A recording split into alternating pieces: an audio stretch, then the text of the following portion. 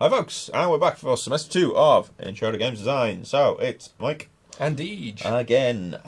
So we're here, we're back. It's good to be here, Mike. I suppose let's get on with it. So today we're going to have a look through our assignments and a few minor changes and bits like that, but nothing's really changed too much. Just our approaches minutely different, I suppose. So still VTs, still tutorials on a basis. Cool. So with no further ado, there we go. No one's changed, so we've still got the same team, which is good. As I said, same deal as last time. So video lectures, 2-hour tutorials.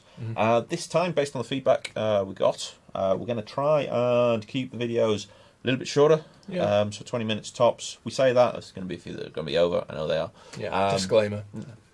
But we have listened, and we're going to try and drop that down. We're also going to try and drop the general number less down a little bit as well. So there's going to be a few less. So it's that kind of balance for it as well. Hopefully you get your feedback before the first tutorial session, but I still need to compile it at this point. So hopefully... You probably. If not, I'll get it to you as soon as it's done, but it needs to go through second mark and everything like that. So that process can take a little bit longer than I hope for every now and again. So if you don't have your marks, they will get to you at some point relatively shortly. Or you might already have them. Depends on when you watch the video. There you go. For that, so don't worry about that. A few little bits of the other bits, kind of weird bits of feedback we got. I say weird. Things like that. So... we have to do the videos because that's kind of where we started, and there's no real slot for us to do big lectures. I just told my group the big lectures generally don't work for so many people and kind of keep an engagement up.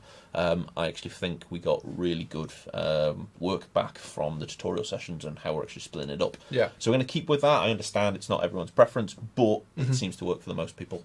So I'm going to see the year out and keep doing it this way. For sure. So we're not going to change that at this point anyway. We'll see how all the marks come back at the end of it, I suppose, and then we'll kind of work with that. Well, thanks for doing that feedback as well, though. I know we sort of badgered you a bit for it, but it is valuable. You know, we do read it all. So. Some of the other recurring themes was kind of get to the point a bit more in the lectures and these sort of things. So again, we're going to cut out a bit of the stuff, but it's kind of an important notice. I don't want to sound a bit weird about this. Is that we're not doing a module on how to pass the module. So a lot of the stuff we do talk about is really relevant. It might not be marked. But this is how industry works, and it's that kind of stuff. There's a lot of bonus content and anecdotal evidence. Kind of stuff. There's so much to do with design, and there's some wider things that we might explore. Just maybe we'll go on a tangent and talk about it because it is interesting, or we think it's interesting as design lectures. But we will try and focus. It's kind of those things. So we have listened to you. There's a few things that we can't change, or there's other reasons for us doing things like that as well. So we have listened to you for all this stuff as well. So there's a lot of positive feedback in there as well, which we're really happy to hear that. So thank you very much for that. Good. So I'll shut up and we'll keep going on. Cool. So weekly breakdown. So again, we're looking at mechanics this semester, which mechanics generally, the way we're doing it, usually boils down to flowcharts. So flowcharts are the maps of this semester as maps for the maps of the first semester. So a lot of the stuff we'll be looking for is, can you do a flowchart and is it accurate? So we'll talk about this a lot while we're going through it. So we're going to have a bit of a brief re-explanation of mechanics in the first week, as well as looking at flowcharts. Second week we'll look at loops and arcs. We've already looked a little bit at them, but a lot more detail. Third week we'll have a look at AI and the systems in place for it. AI is really hard, so it'll be more of a general understanding of how it works. We could do an awful lot on AI, but for first year we'll get an appreciation for it. Kind of thing. 4 is maths and balance, because maths is mega important when it comes to design. For it, in week 5 we're going to have a break for sport, just make sure everyone's on the same page. It's kind of done the previous challenges. Again, 6, interface and input and output. That's what I/O is, if you don't know. So how you control and how you get into the program and how it explains stuff back to you. 7, play types and motivation. It's a really big thing that, again, a lot of people generally miss out, is why are we making a game, what our audience is, and how we actually get that response back to it. So there's tons of stuff on that. Absolutely. Which is good stuff. Week 8, we'll have another look at documentation, specific ways of doing that. And then 9 and 10, again, in feedback you've asked for very specific support stuff for the other part of the assignments, and that's what's going to happen in week 9 and 10. That's dedicated stuff for those assignments, which we'll cover in a bit. And then general support in week 11 and week 12, and we've got a hand in again at week 12. Cool. So, assignment details, hopefully, with a bit of luck, you've done 1 and 2. Now, this next semester, we're going to do 3 and 4. So, exactly the same deal. They're all in week 12. I believe it's the 12th thing on the next slide, anyway. If you have failed one or both of these, you'll get an email from probably me in maybe a week or two's time, and we'll just go over what the process is of what we're going to do with that. But I don't want to cover this in a general thing. If you don't know, 40% is pass, 70% is first, and it's 50 and 60 of the other boundaries in there as well. It's one of those numbers game, but 40% is a pass for this. That's pretty much what you need to know. You should be aiming for a 70. Absolutely. But if whatever. We'll have feedback explaining what you've missed or what you could have added or anything like that as well. For sure. So, cool. So that's what we're doing. So 3 and 4. I suppose we'll just go straight into them here. So again, 12th of April at 3:30. So again, one's going to be on Turnitin, one's going to be on the forums. For it as well. So make sure you know this. I think most people got it handed in on time actually this year. It wasn't too bad. That one. It was all right. Which is great. So again, same day, last day of term, as we usually do. Cool. So what these are. So assignment 3 is basically, I'll not read that out, is your weekly tasks like we did last time. Because they seem to work very well for us. It gives you that kind of, this is what we're expecting you to do for your other stuff. People did well with them for the most part. People who did them, people who attempted them did.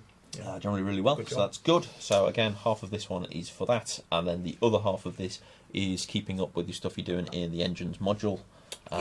Basically, so for that you're going to be making blueprints, making some things happen in engine, which is great. So what we want to see is the flowchart and the logical explanation of the mechanics.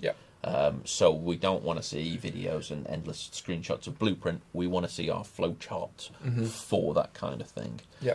So with our first semester, we saw a lot of people, not going to lie, put endless high-res screenshots in with of maps, and it's like without actually linking that to the map. It's just an image, and it's not saying anything to us.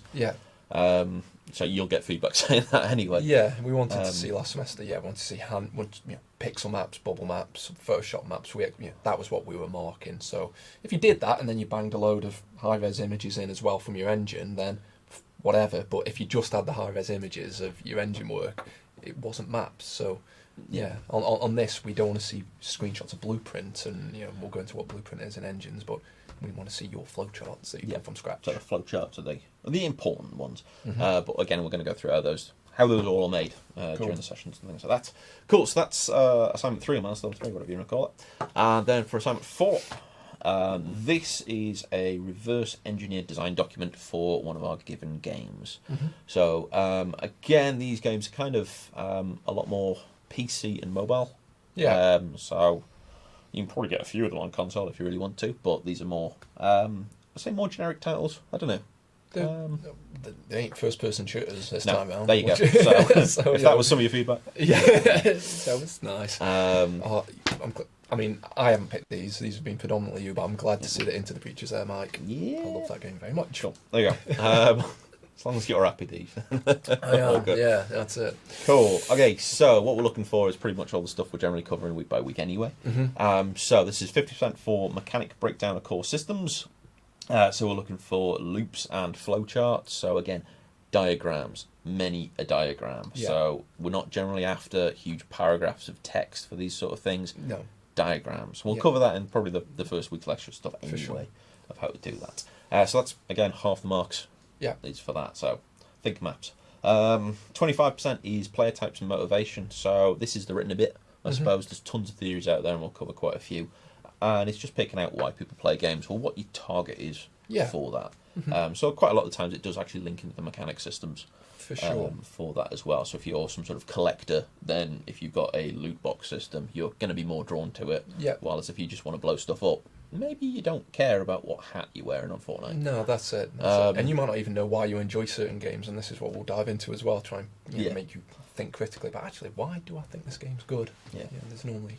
Cool. And then the last 25% is input and output, as well as sort of user interface systems. So for all this, again, we're going to be jumping back to diagrams. We're going to be doing wireframe diagrams, which are relatively straightforward, but they do take time to do. But again, we'll cover that in full detail during tutorials as well. Cool.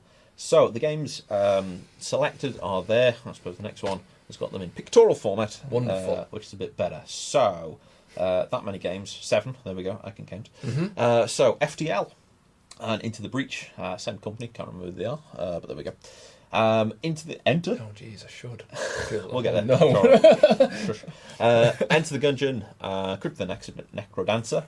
So these are kind of 4 nice classic Steam games, which have received generally pretty good praise. Across the board for them, which is cool. They're all on Steam. I think they're on a few different systems as well. They'll be around, but predominantly the Steam version is probably the best one to get. And they've all been basically they've been close to free at some point. FTL, Gungeon, and Necrodancer. You're not paying £10 for these games, sort of thing, for them as well. So the next ones are more mobile predominant games. So again, if you want to go mobile, that's perfectly fine. It's a really good thing to look at. So we've got Iron Marines, Kingdom Rush, again, same company, and then Non-Stop Night. So a few of these are available on different platforms as well. So Non-Stop's also on PC, Kingdom Rush is on browser, and Iron Marines will be on PC, but March, so if you've left it that late, I'd be a bit worried. So basically, pick what you want to do. If it's going to be a Steam one, pick one of the top ones. If you want to go for mobile or browser, pick some of the bottom ones. But again, that's up to you, what you want to do with them. No mods, variants, expansions, or anything other than that core game. So if it's a general expansion that's come with it, or if it's the FTL enhanced version, or whatever it is, that's fine. We'll factor that in. Don't worry about that, as long as you haven't modded some crazy nonsense into it. FTL with Borg or something stupid like that. It'll be somewhere. So we're just looking at the core game, the core mechanics. Because everything else, so that's the games. That's the list of games. So again, the 7 there. That's there's quite a few different genres in there, I suppose. But again, we're picking these for a specific reason. It's generally because the mechanics are relatively straightforward to get into, but can get a lot more complex. Absolutely. And also the wireframe UI is actually quite interesting on each of these titles as well. Yeah, there's some good depth to all of these. So there is, again, reason to the madness of these selections. That's why we want to do them. And again, it's picked, so we've got a good base of all these games as well. And it's not random game that got released 2 weeks ago that we've never played. Yeah, because we're old. Because we're not cool anymore, Mike. So there you go. So that's the list of games for them as well. So there's plenty of things to choose from. You've got turn-based and you've got real-time and a bit of both, again, with Crypt the Necrodancer going on there. Cool. And that's pretty much it. So relatively short and sweet, he hopes. So we'll see you in the first tutorial. So that's Monday or Friday, depending on which group you are. So you're in the same group. So make sure you go to the same group you're actually probably registered to for it. That's pretty much see you there, I suppose. We'll set up the new forums as well, because we're using semester 2 forums. For sure. But again, if you've got any questions, first stop's the lecture and tutorial. If you've got more questions about feedback, hopefully you'll have it at that point. Generally, the person in your tutorial session is the person who has marked it. However, there's some bigger groups and it's been moved around a bit. But if you have a word with whoever your lecturer is and just go, could you explain this a bit more, or something like that, ask them, and then if it's been done by someone else, they'll point you to who it is, and stuff like that. But what we're not going to do is barter with grades. So what we've given you is generally what we've given you. So we go through a second marking thing as well. If there's been a colossal, like, I've got work and you've given me a non-submission, for sure. Tell us. Let us know. Some things do happen, but for the general point, that's your marks. That's what it is. And you should have, you will have feedback explaining what those are in those terms as well. Any mega problems, talk to me, just email me and I'll get back to you as well. But if it's marks related stuff, then your tutor in your group should be dealing with that. That's cool. So if you ask me about one of your marks, then it's like, well, ask I wrote the words, for it as well. Okay, I think that is it. That's everything. Excellent stuff. So we will see you in week 1 as well. Cool. All right. See you later, gang.